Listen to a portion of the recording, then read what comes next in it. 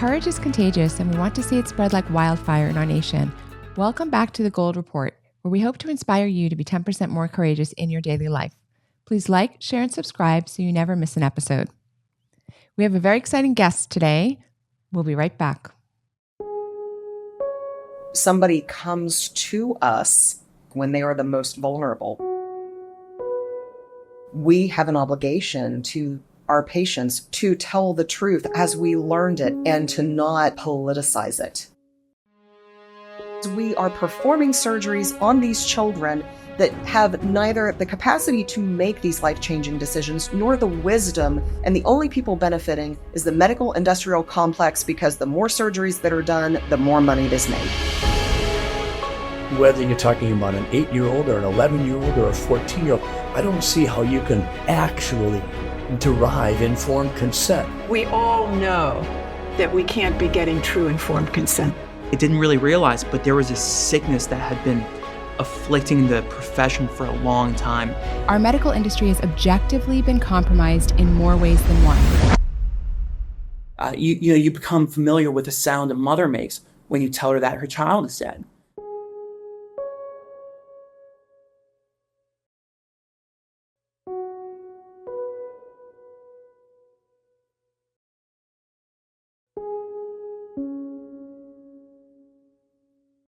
We'll be joined today by Miss Jennifer Say. She's an American author, filmmaker, business executive, and retired artistic gymnast.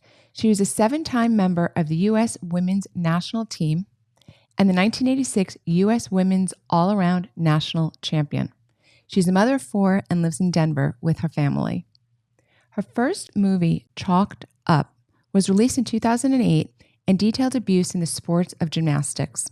Say also produced the 2020 Emmy Award-winning documentary film Athlete A on Netflix, which connected the crimes of Larry Nassar to the broader abuses in the Olympic movement. Say began working at Levi Strauss & Company in 1999, rising to Chief Marketing Officer and Brand President. She was named one of Billboard's most powerful people in music and fashion in 2016 and was twice named to Forbes' most influential CMO list in 2019 and 2020. Starting in 2020, Jennifer risked her reputation, community, and friendships to speak up against the harm being done to children due to the extended closure of San Francisco's public schools. She resigned from Levi's in 2022 and is focused on her own writing and filmmaking projects.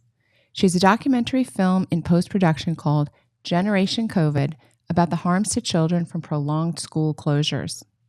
Jennifer launched her brand XXXY Athletics last year. We're excited to welcome her to the Gold Report. Jennifer, it's fantastic to have you on the show. I've been looking forward to this for a little bit. Well, I'm a huge fan. It's an honor to be here with you, Dr. Gold. Thank you so much. One of the things I like, we do the show, the Gold Report, the purpose is to role model for people what it's like to be a little bit more courageous in their daily life. Many people come up to me and say, well, I'm not a doctor, I'm not a lawyer. How do I, you're so inspirational. And my answer is, wherever you are in life, I like to encourage people to do 10% more, a little bit more activism, a little bit more courage, a little bit more speaking up, etc. And then we meet somebody like you, who is an amazing role model for many, many people. So our audience has already learned about your gymnastics background, which I just have to say, I am so impressed with it. When I think about the things in life that I'm perhaps a little bit jealous of, a little bit covetous, it's athletes, because I spent all of my life just like you, but in the academic space. So I'm like an all-star champion, I suppose, in the academic space, but obviously you can't do both. There's not enough hours in the day. And so I look at people who've done that in the athletic space, and so they give like kind of the visual reference to everything that I've done in my life, which is to really achieve, a high level of excellence. So impressive. It takes so much work and discipline to be top of your field in an athletic endeavor. That's amazing. So it's not surprising that then you turned and you went into business and you excelled in business as well. And then it's led you to where you are now. But I'd love to start with, really, we have so much in common, because in 2020, the thing I was protesting the most were the lockdowns. I'm a doctor as well as a lawyer, and as bad as medical was what was far scarier was the unconstitutional social rules that were being put on our society, that you can't go outside, that you have to have 6 feet social distancing, that there's such a concept as essential and unessential jobs, and the lockdowns, et cetera. So that's what activated you. Absolutely. That you can't have people in your home. You can't invite people. I mean, in San Francisco, people were told to snitch on their neighbors if they had people outside their family in their home. Even when we were permitted to go outside,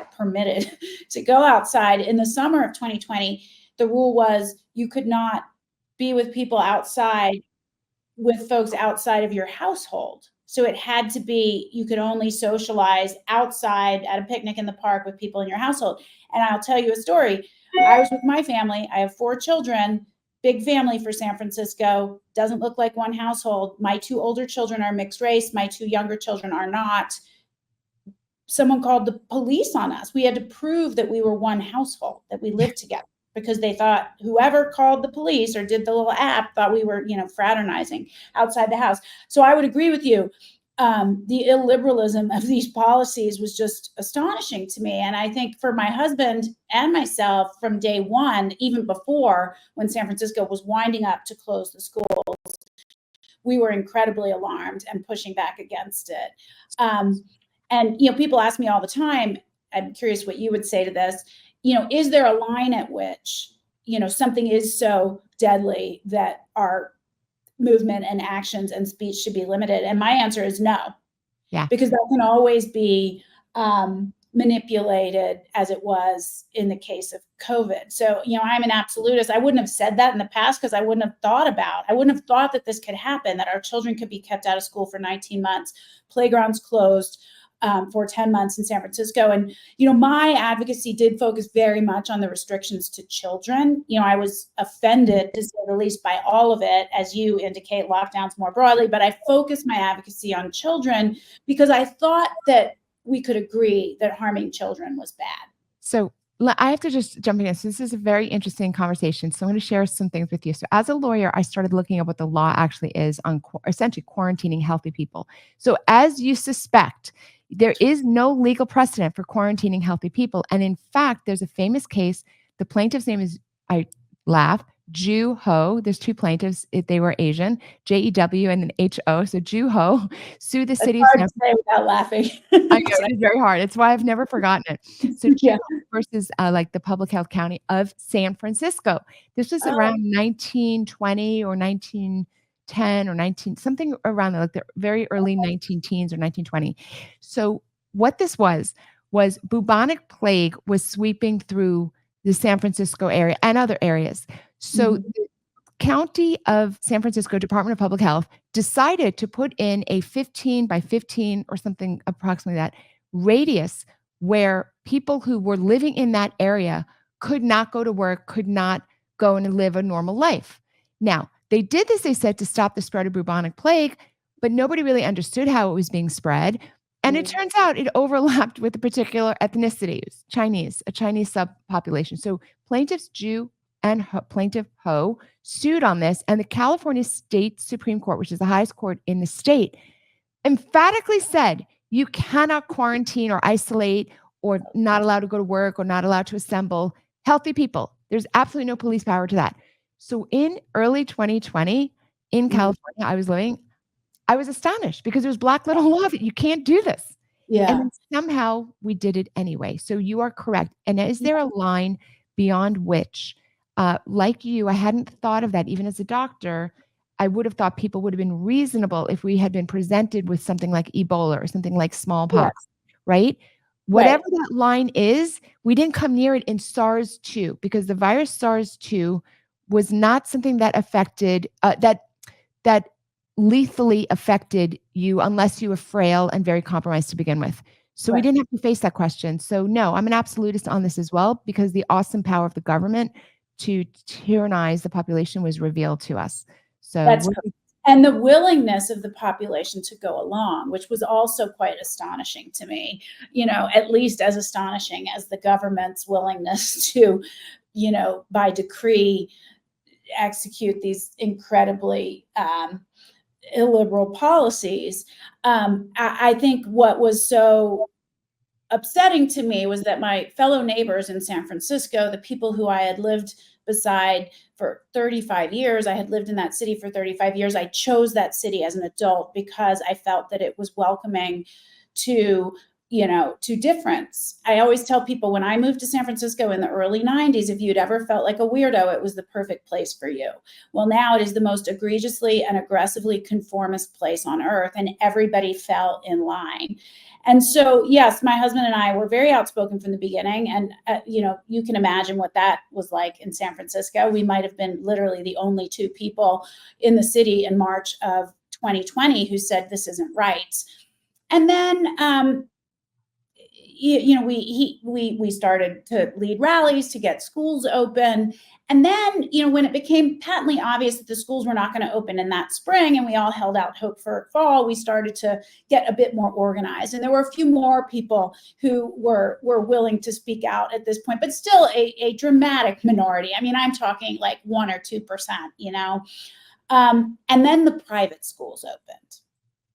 And that's when I think people really went, wait a minute. I mean, still not a lot. Most people were still very afraid. The media campaign was very effective to instill fear and terror in everyone, and this idea that everyone was at equal risk. The media was, the government and the media, or I should say the Democratic Party and the media were in lockstep with big tech, social media, in the messaging, and it was very effective. But the private schools opened in the fall, and that's when we began to get a bit more organized, because I think people were starting to see the harms to their own children.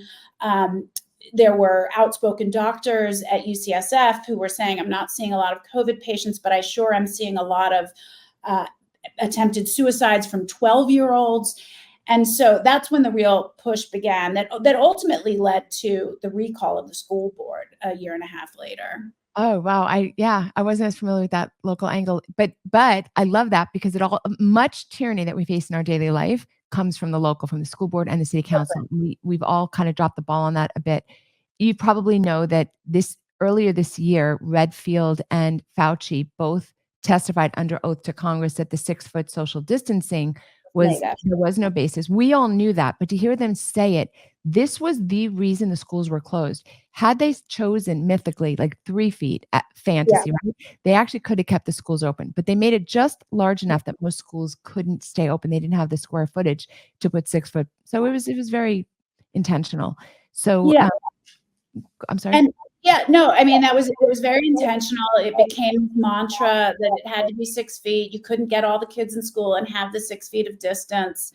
To hear it said, it's hard to say how that makes one feel when you already knew it to be true. I'm not a doctor, but I knew that was made up. It was this sort of false precision that could never be grounded in reality. And I don't know, it wasn't a relief to hear it. It was very upsetting because people were really, truly persecuted for calling bull on that and many other things. So it wasn't, I'm sorry, I didn't mean to say it was a relief. I just wanted the viewers to know that they admitted it under oath. It's infuriating. Yeah, I'm just sort of contemplating how it makes me feel as I hear all of these things that kind of are said now, which we all knew were true all along, and we were called murderers and, every name, racist, and the racist appellation was always ridiculous. The racist policy was keeping public schools closed while private schools opened. That was the most structurally racist policy fathomable, and yet we were called racist because we didn't care if Black children died. That was the rationale. So these people, they got on their soapbox. They actually, they didn't just shout names. They caused real harm in people's lives who were willing to speak up. People lost friends, their community. I ended up really having to leave San Francisco. It just became an unlivable place for me. The city that I had loved for 35 years, I ended up walking away from a job and a place that I had worked for 23 years. And it's okay. I've rebuilt my life, but these people, they did real harm. I guess that's my point. And so a thrown off apology, or which we don't even get, but just this sort of flippant admission that it was made up. I mean, I'm sure you saw the footage also earlier this year of Francis Collins in a conversation where he said, we weren't thinking about you. We weren't thinking. All we cared is if it saved one life. We weren't thinking about you. And it's like, It's infuriating. And it is really infuriating to me as a doctor because, in fact, they killed people. It wasn't all well, the right. people like you, but they literally killed people by withholding early treatment. When you withheld early treatment, about 3/4 of the people who died didn't have to die. Probably more. It's probably 85%. Like, Well, not to mention the deaths of despair. correct. And abuse Yeah. and so we could talk about this for hours, but I know, we can move I have on. I have a couple specific questions for you. So there you are living in San Francisco. You have lots, I'm sure, as many friends as you wish, and you have this Yeah. very cool, exciting career. You're working for Levi, you're chief marketing officer, you win awards, this is kind of a dream job probably. And two questions for you. One is, are you surprised that you became more outspoken than the average person? Like when you look back on your life, who Jennifer Say is it surprising to you? And secondly, I am interested in like socially how you navigated that socially for Yeah. yourself, this big change in your life. But was it surprising? Yeah. As far as the first question, sorry, I wrote them down so I wouldn't forget your questions. I guess no, I'm not surprised. And I think I have to go back to my childhood as an elite athlete and a gymnast. I competed on the national team for 7 years. I was a national champion in 1986. I walked away from the sport in 1988, just completely broken physically and emotionally because of the abusive training culture. And for 20 years, while I pursued a normal life and had one, I had 2 children, I went to Stanford, I had a career, I really continued to suffer from the abuse, the emotional and physical abuse, all terrible nightmares, anxiety, some would call it PTSD. I don't know if it deserves that appellation, but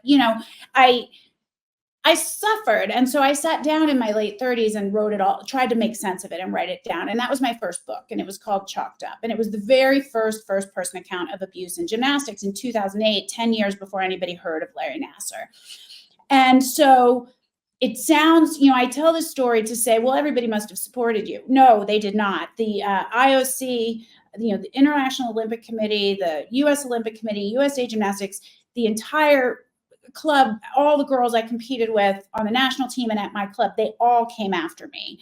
And I was not ready for it. I will say that. It was very early days of social media. I did not know what I was in for, but attacked in every way you can imagine. And as it happened, I retreated at first, and then I gathered myself and I said to myself, I do not want another child to go through what I went through in the sport. And so I will continue. I know that I am right. I am not lying. They know I'm not lying. They're covering up something worse than even I can fathom. And we learned that was true with the case of Larry Nassar many years later. So, and when I say they, I meant like USA Gymnastics, not the gymnasts I competed with. But they go, I don't know, they want to defend their memory of what it was like because it's easier than dealing with and contending with what we actually experienced and went through. Just as an example, I trained on a broken ankle for 2 years. Food was, literally taken from my hands. I subsisted on a diet of 300 calories a day while training 8 hours a day. We were weighed in twice a day. Our weight announced over the loudspeaker, bullied. I don't coach fat gymnasts. You're disgusting. I could go on and on. And that's the training environment, not to mention the fact that approximately 20% of the coaches that I was around, both in my own club and on the national team level, were pedophiles, known pedophiles that we were told just to stay away from, that we couldn't fire them because they're really good coaches. So this is the environment I grew up in. I persisted in speaking out about the abuse because I didn't want another child to go through what I had gone through. And I think that was the same thing that drove me during COVID and why I was very precise in pushing back on the policies that restricted children, because I wish an adult had stood up for me when I was a child. So in a sense, I'm not surprised. I think what I continue to ask myself every day, and I'm sure you do as well, is why aren't there more? Yes. Because having a childhood like mine, which is, it was great in some ways, it was terrible in other ways. There's certainly people who endured worse abuse than I endured.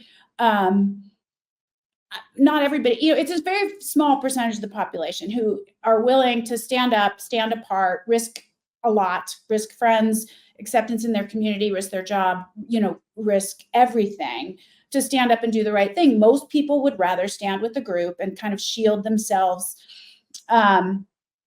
with that sort of with the group. And if they get to signal virtue while doing it, all the better, which you got to do during COVID. So, and it upset me during COVID. I thought it was unique to this time and unique to Americans in this time, but I don't think it is. And this actually comforted me in some way to know that this is just human nature. This is just how people are since the beginning of time. Someone has to go first. Don't totally understand what it is about the people who are prepared to do that, but eventually they lead more to stand with them. And so I guess this is my long way of saying, because I'd done it in gymnastics, I wasn't totally surprised at myself. So I'm delighted by your answer because I'm not surprised in myself either. Different facts, but same result. Now, you were a whistleblower 10 years before the Me Too, or 8 whatever years before the Me Too movement. Very difficult road, a very unbelievably difficult road. But you're also working at Levi Strauss. During that time, were your peers and was your employer and the company hostile or neutral or friendly to you as you were revealing your gymnastics background? Well, it's such an interesting question, which I recount, I think, to some extent in my second book. I didn't talk about the fact that I had a book coming out, and it's not for the reason that you think. The reason I didn't talk about it, one, I didn't know when I wrote it that it would get published. It then did, and I didn't want, I was this woman coming up in corporate America, and it was during a time where you didn't want, your boss to think that you were distracted in any way. You didn't keep photos of your children on your desk. This is around 2006. I didn't want to ever get passed up for a promotion that I deserved. And I feared that if they knew that I had this hobby on the side of writing and that, I had 2 children and I cared about being a mom, you just wanted them to believe you were completely focused on the task at hand, to be competitive with the men that were up for the same job. And so I never told anyone that the book was coming out. Then the book came out and I was on every morning show you can imagine, the Today Show, and well, actually not the Today Show, that's a separate story. Good Morning America, CBS This Morning. And so then everybody knew. And it was interesting because it had the exact opposite effect I thought it would have. They were incredibly supportive and they saw me in a whole new light as somebody that was very creative and somebody that was very brave, frankly. And it was really only in the microcosmic world of sport and gymnastics and the Olympic movement where I was torn down. But those were my people. So that was still very hurtful and very difficult for me to manage. But I realized at a certain point, if that's how those people behave and that's what they believe and they're okay with children being harmed, those aren't my friends. So that's very interesting. So you moved through the Levi Strauss experience with the Olympics and all of that, basically okay. And you're still at Levi Strauss when COVID happens, yes? I was. And it's a completely different response. Well, the response in San Francisco, COVID, if you take what I did within gymnastics in the sports world, it was like this little microcosm, right? It was not the entire world. COVID drove the world insane. I think you and I might both agree on this. It was like a fever dream. And it was worse in San Francisco than almost anywhere in the country. And so there were certainly challenges in the city. There were people in San Francisco who were, they didn't think I deserved to have a job. I'll just say that. These are regular citizens. They were posting my address online. They were posting pictures of my house online. And so San Francisco in total became a very difficult place for me to live. And my husband and I ended up leaving in the spring of 2021 because we wanted our young children to be able to attend school. So we came to Denver. Our offices were still closed at the time, so that was kind of doable. But I realized very quickly that I wanted to stay here, that there was I mean, Colorado has a real libertarian streak, I would say, despite being at this point a deep blue state. And I realized I wanted to stay, and that would not be tenable long term. Um, so I did end up resigning. But yeah, it was a very difficult time in the city. I just want to say, America's Frontline Doctors supported San Francisco firefighters as they were losing their jobs. We brought lawsuits for them. The other thing, San Francisco, I want to validate what you're saying about it being one of the hardest cities, because people think of maybe New York, got hit hard with COVID, but San Francisco was either the first or the second local municipality that once the COVID shots were released, which was it was December 2020 that our government authorized them, but around March, they became available to kind of the general population. And I think it was April 2021, I could be wrong on the date, that certain local municipalities started permitting children as young as 14 to consent to the shots, not just even take the shot with the parents without the parent's signature, but without the parents' knowledge or consent. And San Francisco was one of a handful of municipalities that did that, and they did it really, really fast. So we brought lawsuits about this, and you probably knew about this, but this, for me, was just the hallmark of communism. The bulwark against communism and this over-aggressive state is a strong family. So when the government is starting to have policies where the child can willfully lie to the parent, we're in deep trouble. I don't know if you were aware of this at the time. You probably were.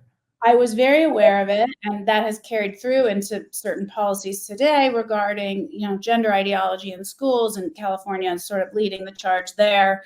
I would be remiss if I didn't note that San Francisco, I believe, was also the school district that was closed the longest.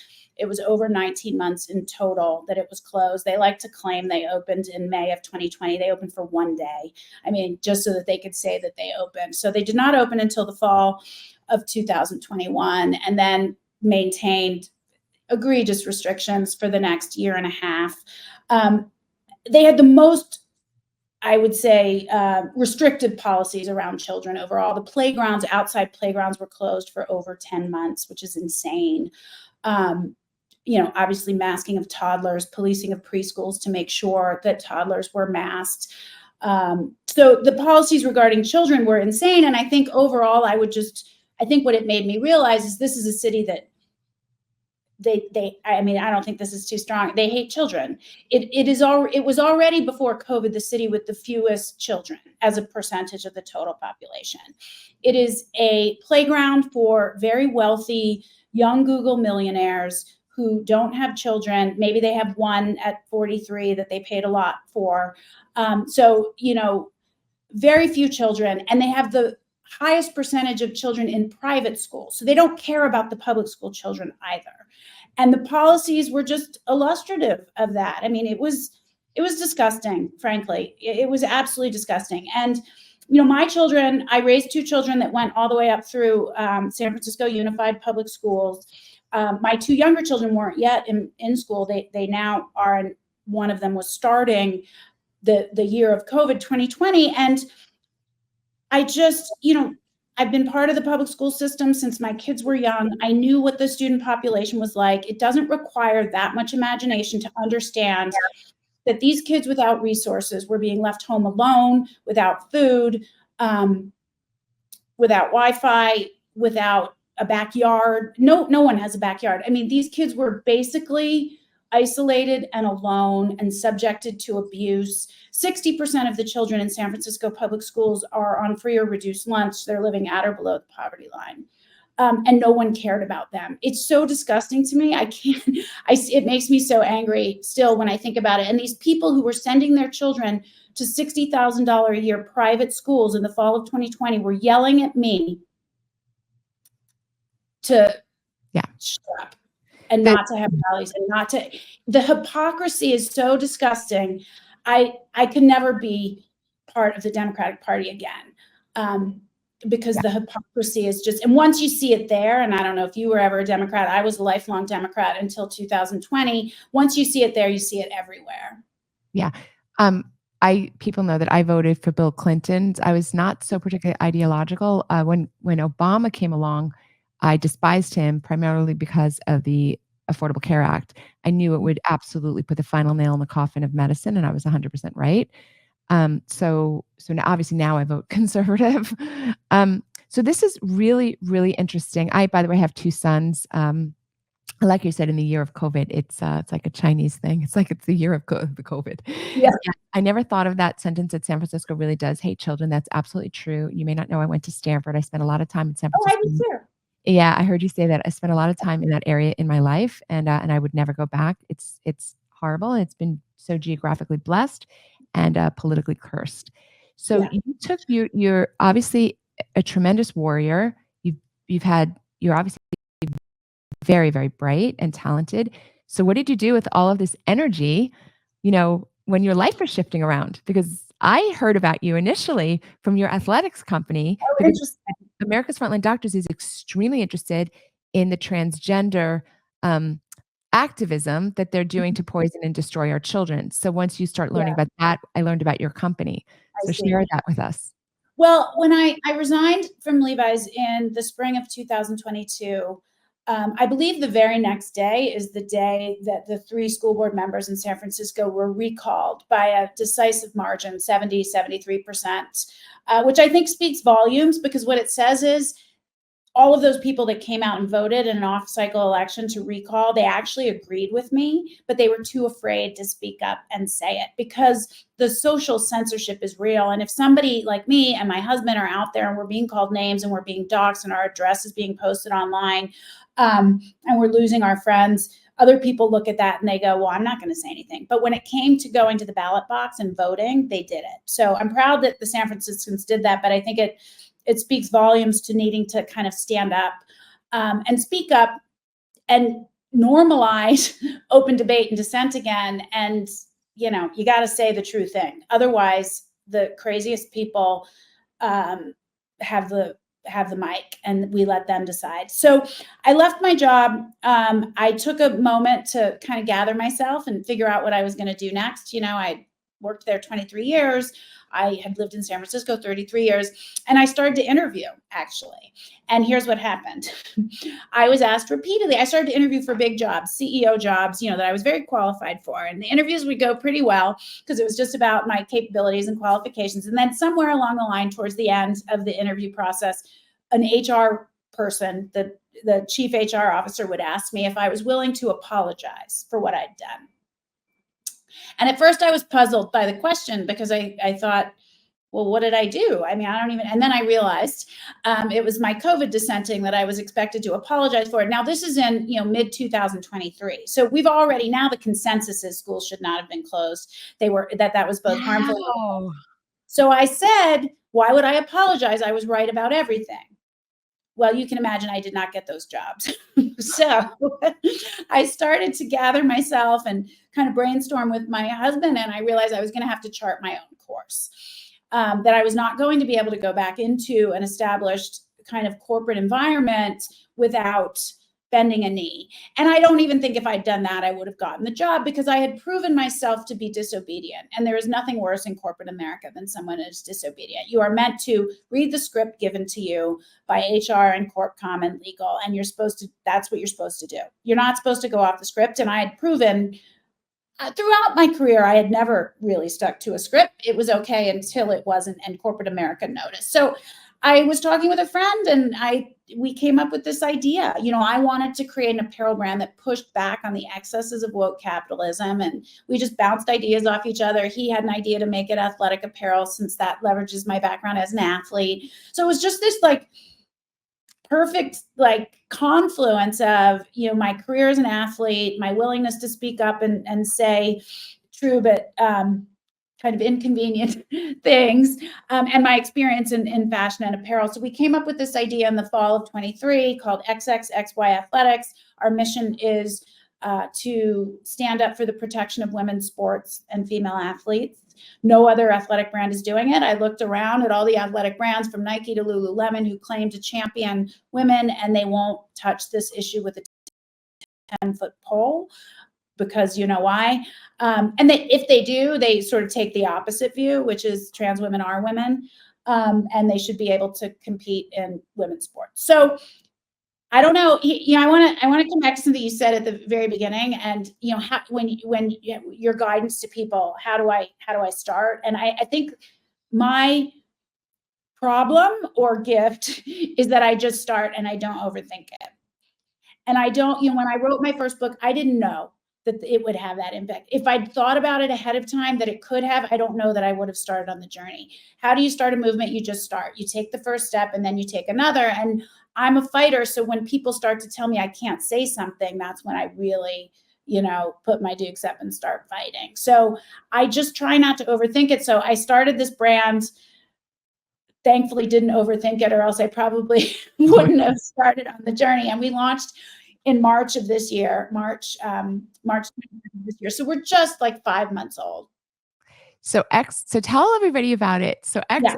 XXXY Athletics, what do you sell? Where can we find you? Yeah. So it's called XXXY Athletics. You can find us online, xx-xyathletics.com, or you can just go to thetruthfits.com. We make everything from graphic t-shirts, casual cotton basics, sweats like what I'm wearing now, but also really outstanding performance products. So everything you would need to work out, whether it's leggings or moisture wicking fabrics on tees. The line is growing every single day. It's gone gangbusters, better than I could have imagined. And I think what really drove me to want to do this, because as I was, I got a little bit of virality going, and I became a little bit known during my COVID dissenting days. And people were asking me, oh, would you run for office? Would you do this? And I just thought, I think we all have an obligation to do what we can in the way that we are, like, using our specific talents. Exactly. And so I think brands really have the power and influence to normalize ideas. And the fact is, this issue of gender ideology and trans ideology, it's the left is winning the cultural battle. And that is why the legislation gets smuggled in, whether it's the rewrite of Title IX, because they've already got the support of the majority of people. Or maybe it's not the majority, but everybody else is too afraid. The loudest. Yeah, the loudest, and everyone else is too afraid to stand up and say something. And so I think I want to influence upstream at the culture level, so that by the time we get to policy, we have the support. And look, the left owns the tools of culture. Let's be honest. They have the movies and the music, and yes, even the brands, and they normalize ideas and they get smuggled into the culture. And we have to fight back using all of the tools at our disposal. So just, Jennifer, I agree with you. So one of the other things that I do beside America's Frontline Doctors is I build a solution for anyone who wants medical freedom to come find doctors who are not woke, and doctors who will listen to them, parents of children who want just advice.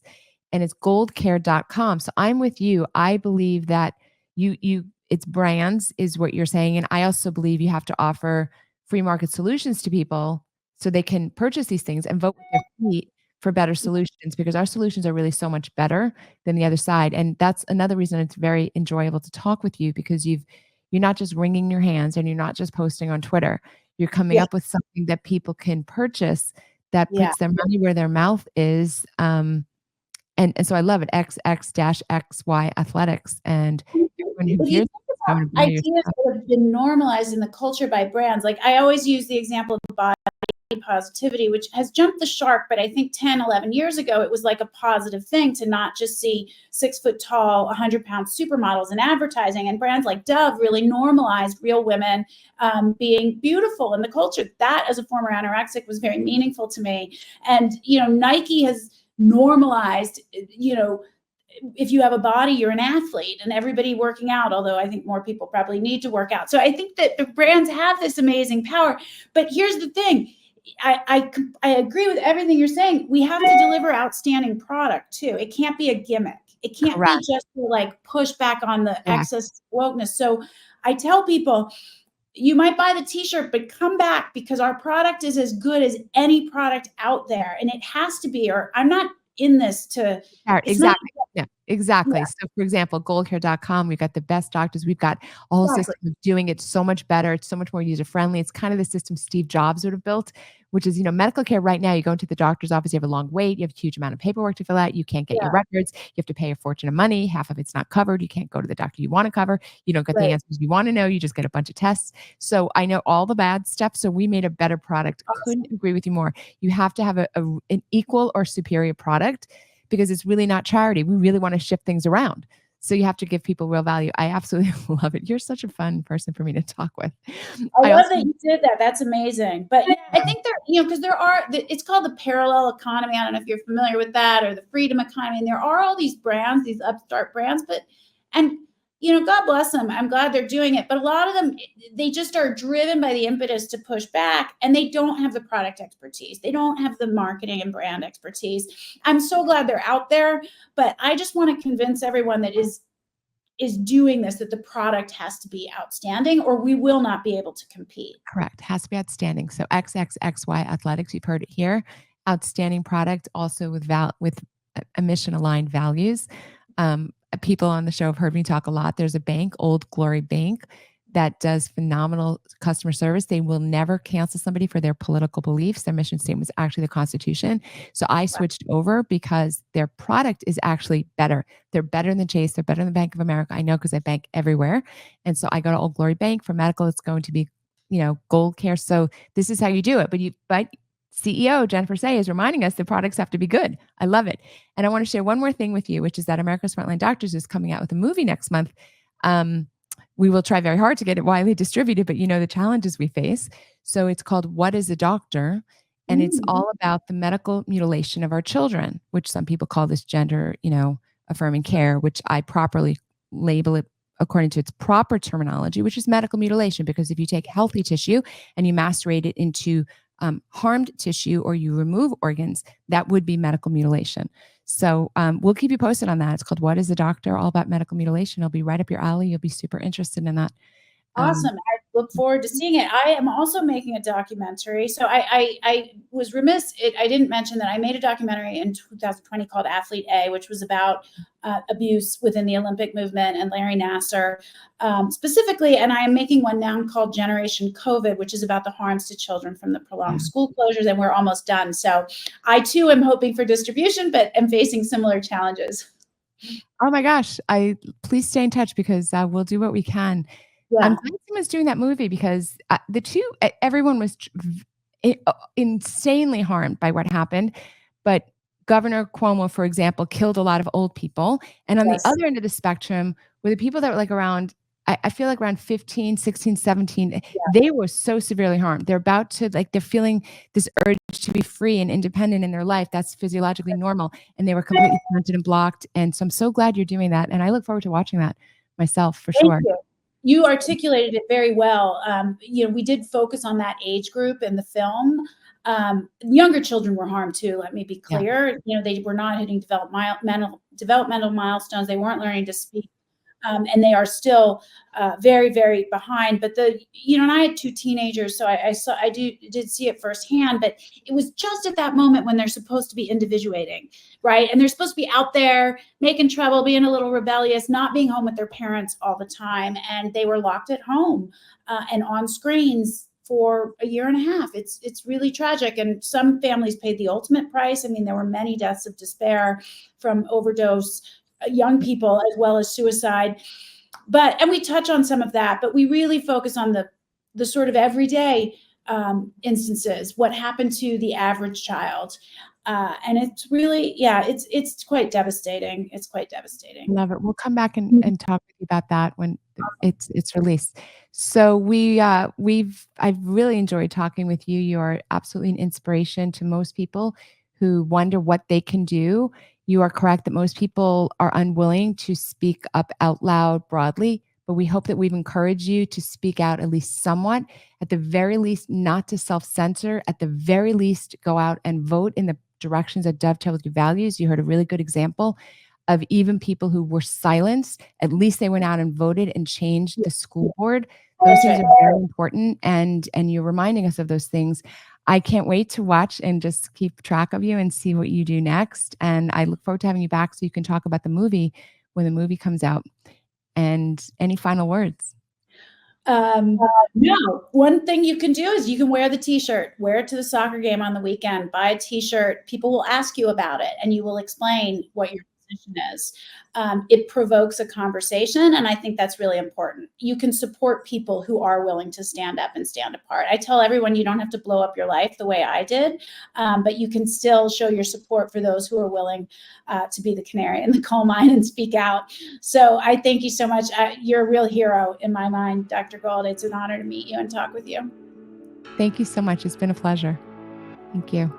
Thanks for joining me on The Gold Report, where we hope to inspire you to be 10% more courageous. Please remember to like, share, and subscribe. We'll see you next week.